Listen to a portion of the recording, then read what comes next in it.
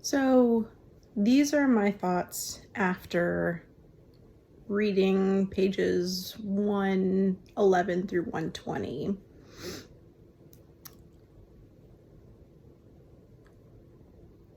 When I first started reading it, I wasn't really sure what I was reading about. It became a little bit more apparent the more I read. And it seems like, from what I can tell, the funk is this philosophy that Sean has. It's almost like fate and destiny kind of rolled up into a different idea, that almost like a sliding doors scenario where every interaction has another reaction.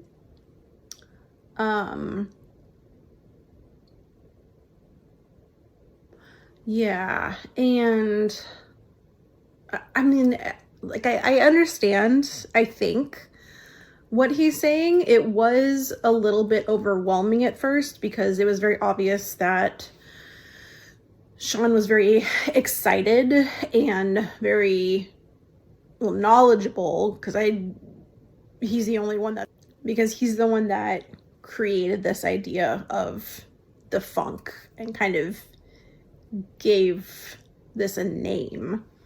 And so he was, I'm sure, trying to explain to other people an idea that you have in your head is definitely not as easy as it seems, especially when the idea is not like concrete. There's no it's just a concept, right? The funk. So it was very interesting to me that as I continued through my pages, there's a moment of self-reflection where we're just reading what seems like Facebook posts that Sean had put out on his Facebook and people were responding to. And then we kind of get a reflection from Sean that is looking back on these posts. And I thought that it surprised me, I guess, let me say that. It surprised me that there was commentary from Sean on what I had just read. And it did line up with how I felt about what I had just read, about how he was feeling very eager, and he said that he needed to pull back a little bit, because I could see where Kindle and I believe it was NM were coming from Kindle was obviously very worried and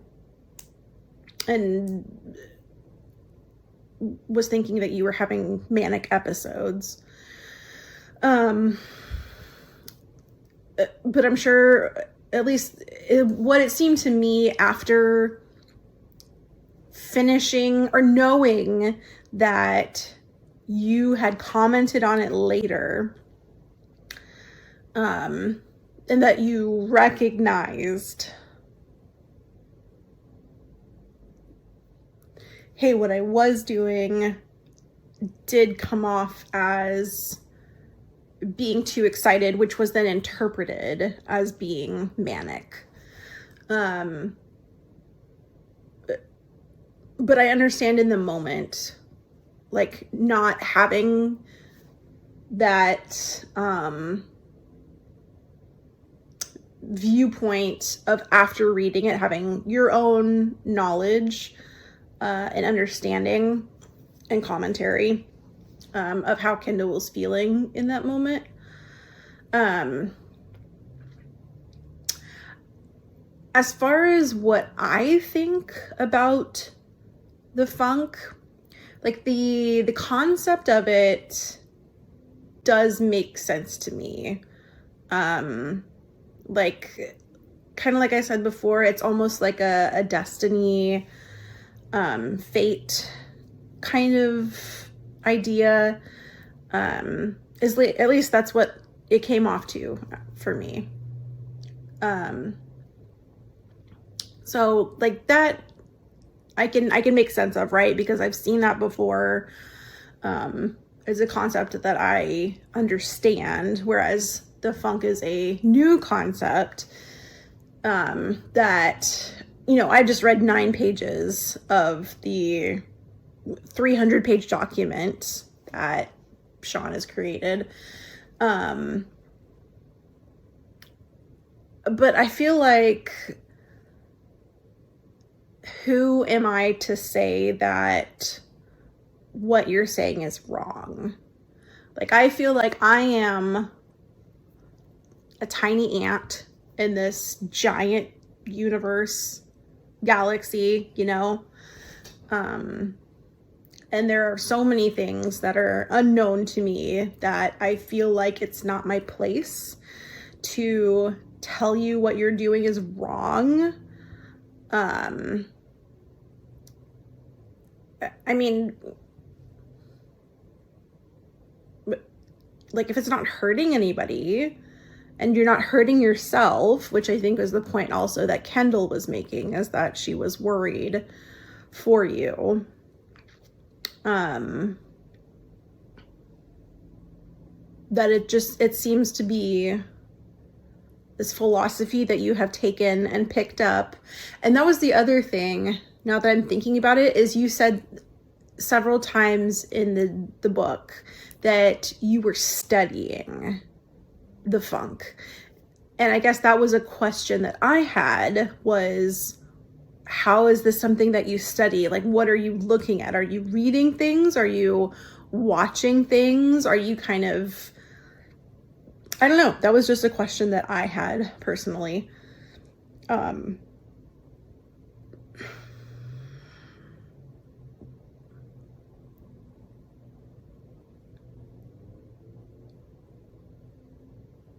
Yeah, I think that's all my thoughts for right now. Well, quick reactions. It sounds like you sharing this is a little beyond the comfort of social privacy, because it's like a very intimate moment when someone says, maybe you need some help. But I identify with people being concerned about me expressing myself, whether that be at the wrong hour or with a strong emotion, or sort of posting something very depressing or nihilistic. And people worrying like, oh, do you think you're not valued, for a second? And they reach out because they're concerned that someone is missing that piece that might save a life. So if the babbling person has a great interest in trains, and they're telling you about trains, you wouldn't think it was a problem. But if the babbling person is talking about existential philosophy, people might be alarmed about how it seems to unmoor from sense. And that in a Flowers for Algernon problem, philosopher's curse, they're going to not be able to continue conversations with you because what you're talking about isn't something they can walk across a bridge to. So, like, I understand feeling like, oh gosh, where's my tribe? Where are the people that are interested in exploring further, deeper, and more presently into the stuff I like, into the stuff we agree is great. But the idea that a light switch being on is something I don't know unless I know that someone turned it on is sort of like saying sometimes there's knowledge and you learn it. Once it's learned, then you can change the way you live because of the knowledge you learned. Whether it's a book filled with knowledge or a person that says things, both things can be knowledge. And when people and books get together and talk, well, gosh, that's like knowledge times knowledge. And gosh, if you had people talking about books, and some of that talking about books got published, That'd be knowledge times knowledge times knowledge.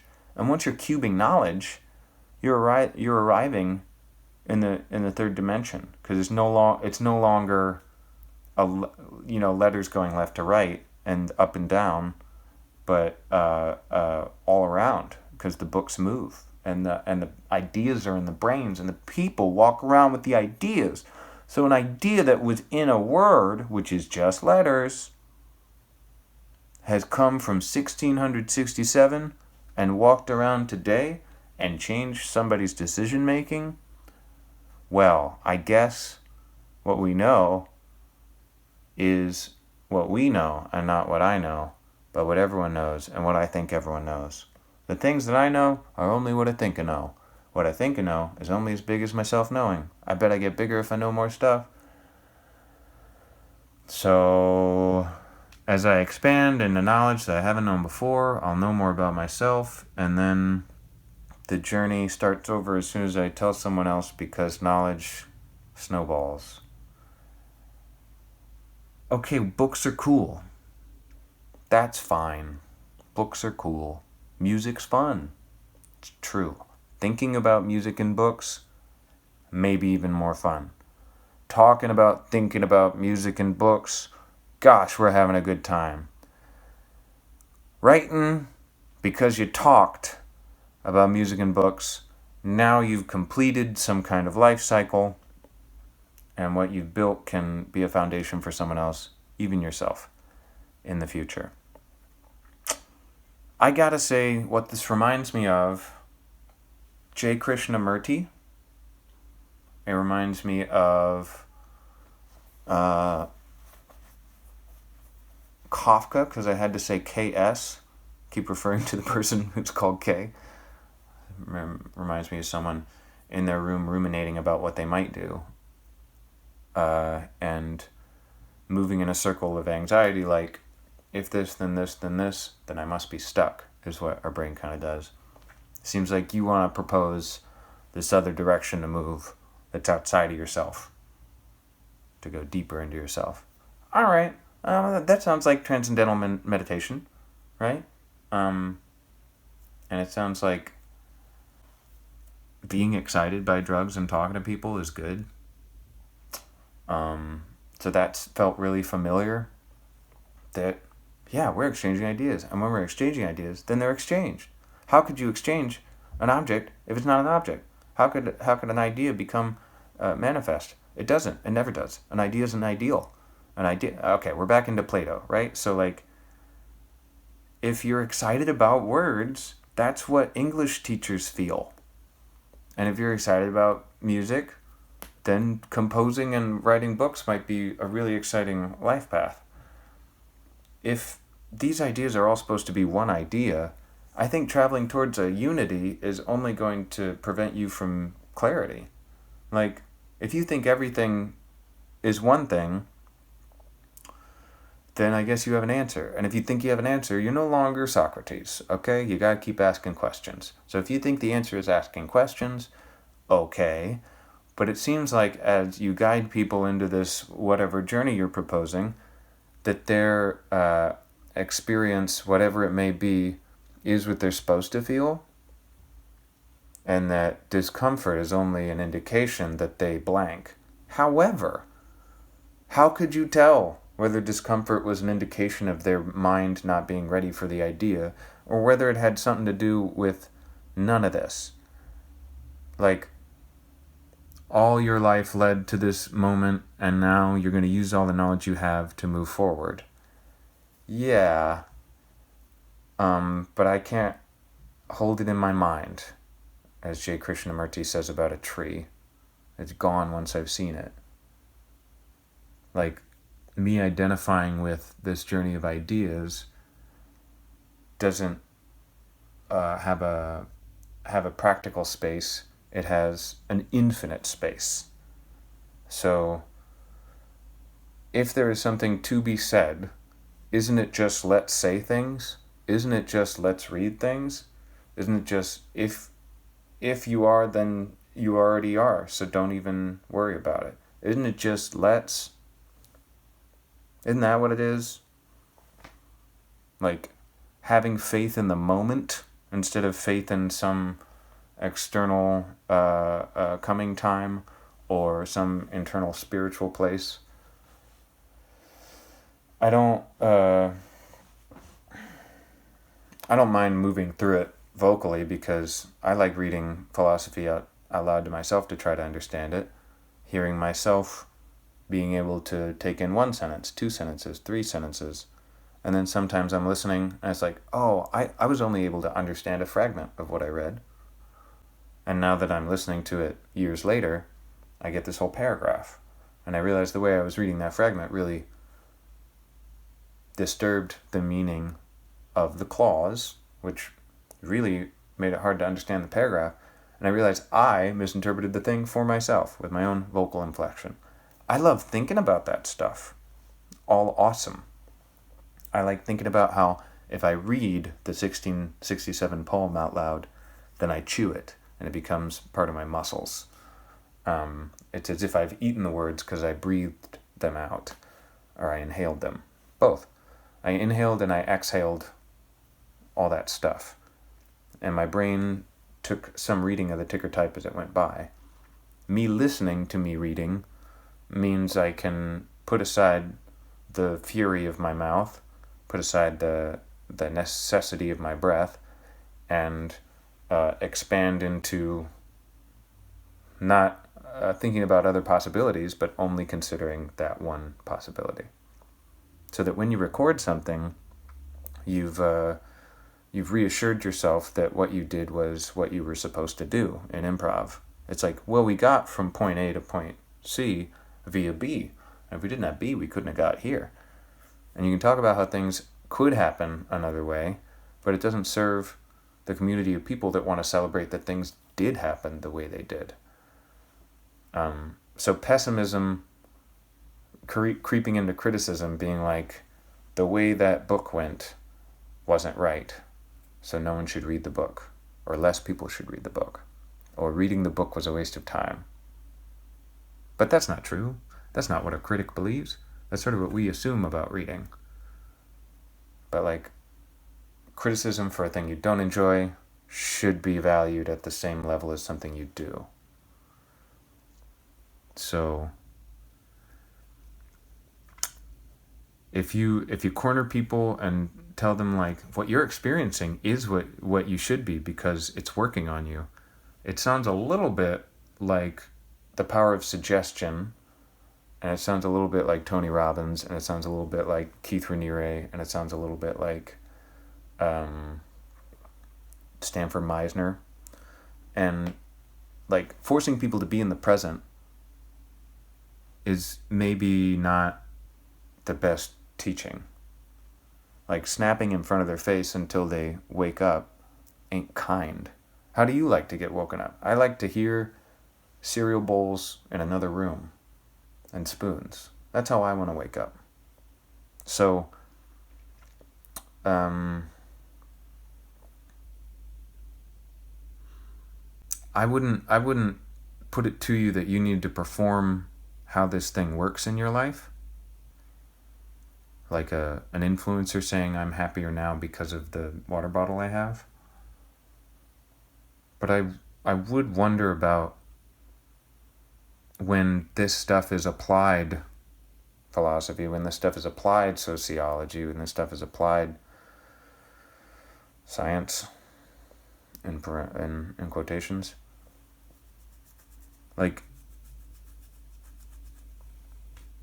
it seems like you gotta have doubts personally, but the way you talk about it is like you're at the center of being the Buddha, and there is no doubt. Like, you're compelled by something like it's an answer, but it's really a question. And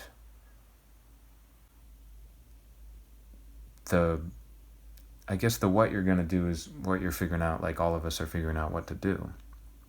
I get capturing people with this thought, the way that Amanda Palmer's email campaign helped her make the first $1 million on Patreon, the way that her book was something I listened to on an audio instead of read, instead of bought. So I got it from a library. So the actions she took in her local neighborhood, getting people to house parties, became that international audiophile related to another person's fame. But even she was subject to this, like, the way you invite people to participate in what you're doing is like using their labor without paying them. Very interesting that you're like, I want people to read this. It seems to work with how the philosophy works. And I want to compensate. Good move, I'd say.